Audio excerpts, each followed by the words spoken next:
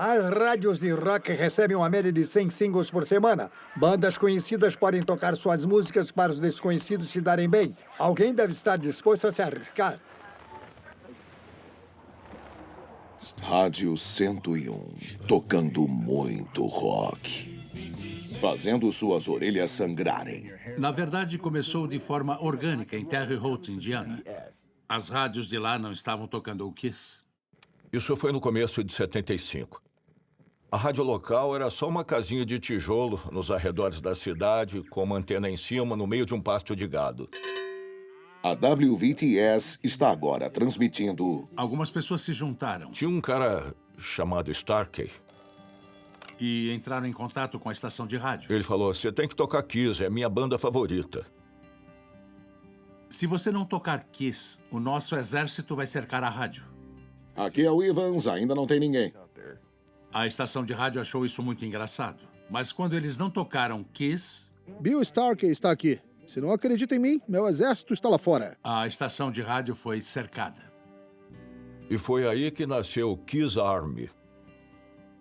Eu nunca vi uma coisa dessas. Eu trabalho com rock and roll há 2 anos e meio e nunca vi tanta participação em massa. É um exército voluntário.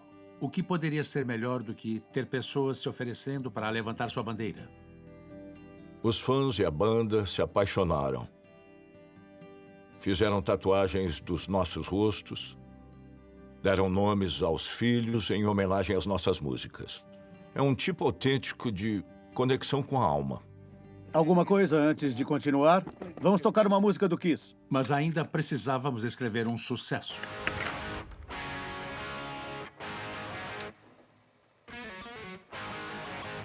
No nosso terceiro disco, a Casablanca estava com muitos problemas. Gravamos 2 álbuns logo no primeiro ano e não venderam.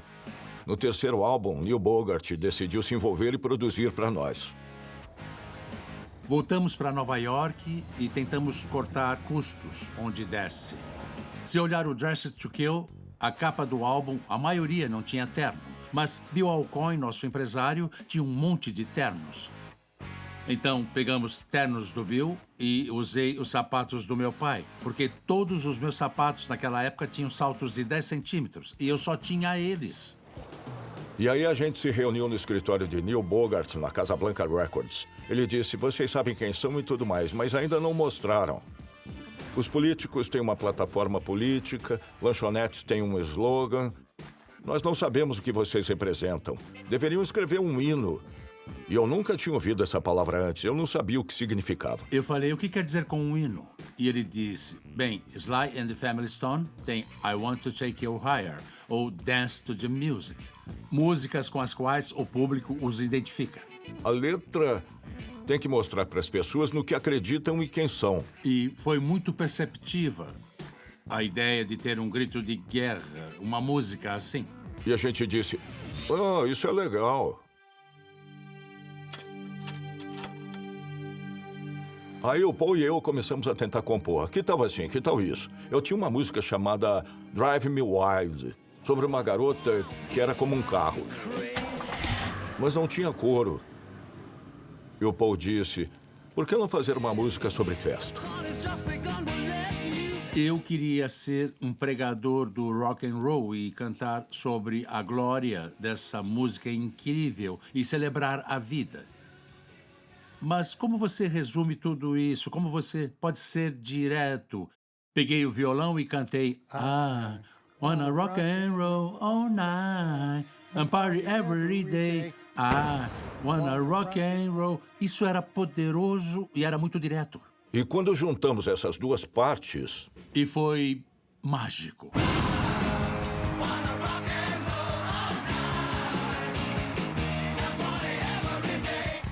Essa é uma daquelas músicas. É tipo, parabéns pra você. Bom, o título já diz tudo. É uma visão de mundo também.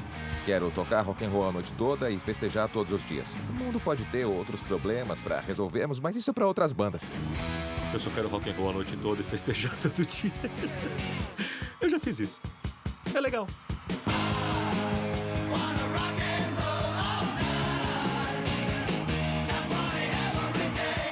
Pensamos que seria um grande sucesso. Acabou virando uma música que estourou, tocou muito. mas não vendeu.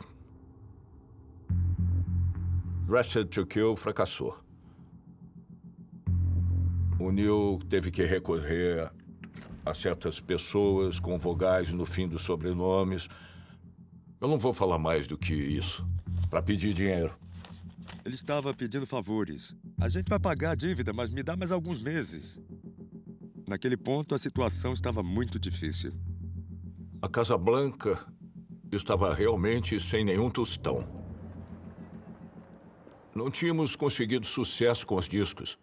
A gente tinha 3 álbuns de estúdio que não venderam, não ganhamos disco de ouro. E então a gravadora falou, bom, não queremos fazer outro disco no estúdio, vai ser muito caro. Vamos gravar um disco ao vivo.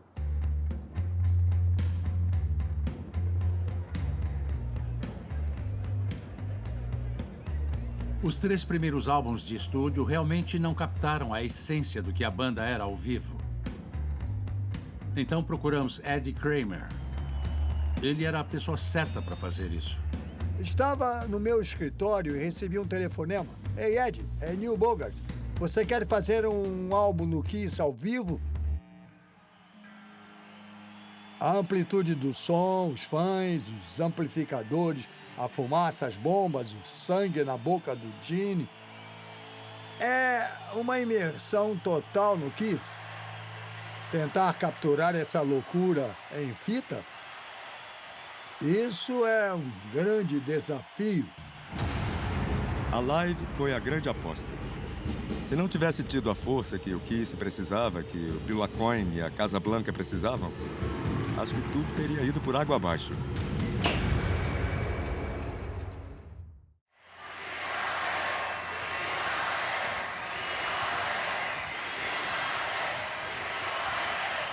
Vocês queriam os melhores e vão ter! A banda mais irada do país, Kiss!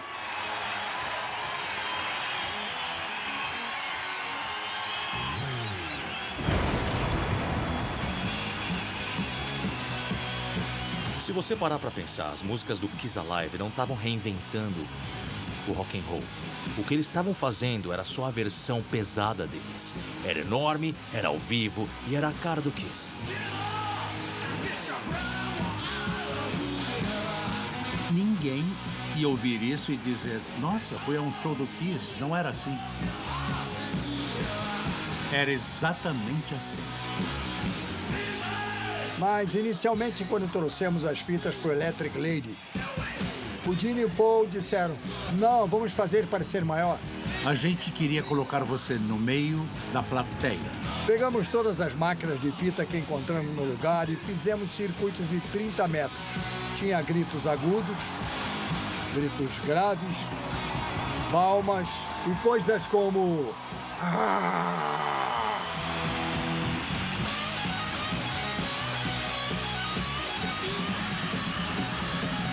A gente queria que ouvissem o caos que tinha lá. Mas quando você explode fogos, microfones falham. Então, substituímos isso por sons pré-gravados. Deixa eu dizer uma coisa. Houve uma certa discórdia no grupo sobre o excesso de coisas que foram refeitas. Houve erros? Claro. Você quer ouvir um erro toda vez que ouvir uma música? Não. Então, onde quer que a música precisasse ser refeita, nós refizemos. Posso garantir que, pelo que eu me lembro, teve um monte de coisas que tivemos que adicionar, mas ficou ótimo. Esse álbum é considerado um dos melhores álbuns ao vivo. Não porque foi exatamente o que aconteceu, mas porque capta o que um show do Kiss era e o que é.